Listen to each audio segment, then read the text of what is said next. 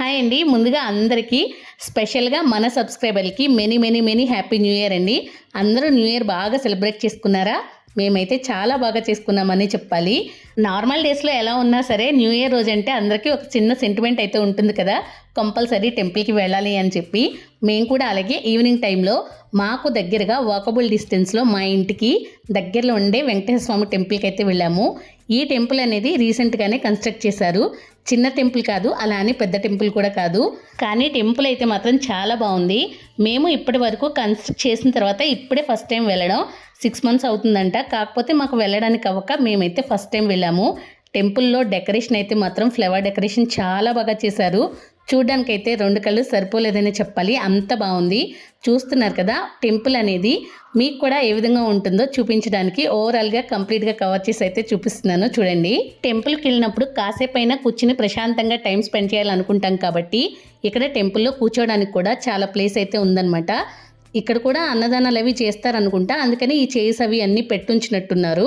మేము వెళ్ళినప్పుడు అయితే ప్రసాదాలు అవి డిస్ట్రిబ్యూట్ చేస్తున్నారు. ఇంకా టెంపుల్ ఒక పక్కన సైడ్కి అయితే ఇక్కడ చూస్తున్నారు కదా, ఈ విగ్రహం అనేది చూడ్డానికి ఎంత బాగా అనిపించింది. సైడ్కి ఇలా అయితే పెట్టుంచారనమాట. మేమైతే ఇక్కడ కాసేపు టైం స్పెండ్ చేసి కొన్ని ఫొటోస్ అవి తీసుకున్నాం. ఇది దర్శనం అయిపోయాక తీసుకున్నామని చెప్పాలి. దర్శనం కోసం అయితే ముందే వెళ్ళాము. చూస్తున్నారు కదా, దర్శనానికి మనకి తిరుపతిలో ఉంటాయి కదా 7 గుమ్మాలని చెప్పి, అలాగే ఇక్కడ కూడా పెట్టుంచారు. మాకైతే చూడ్డానికి చాలా బాగా అనిపించింది. లోపల అమ్మవారిని ఇంకా వెంకటేశ్వర స్వామిని అలాగే వినాయకుడిని చూడ్డానికైతే మాత్రం 2 కళ్ళు సరిపోలేదనే చెప్పాలి.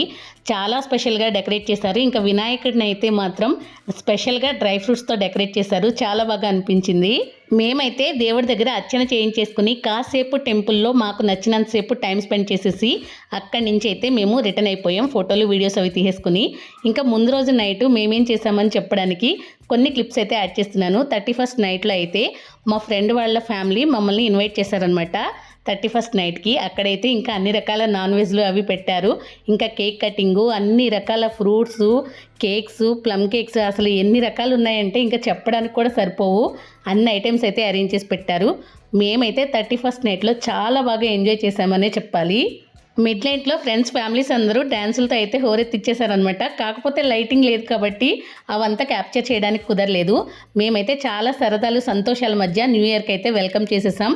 ఇలా మేము 31st నైట్ అలాగే 1st సెలబ్రేట్ చేసేసుకున్నాం. మీరందరూ కూడా మీ న్యూ ఇయర్ అనేది చాలా బాగా సెలబ్రేట్ చేశారనే అనుకుంటున్నాను. మీరు ఒకవేళ నాతో మీ సెలబ్రేషన్స్ గురించి ఏమైనా షేర్ చేసుకోవాలి అనుకుంటే కామెంట్ అయితే పెట్టేసేయండి.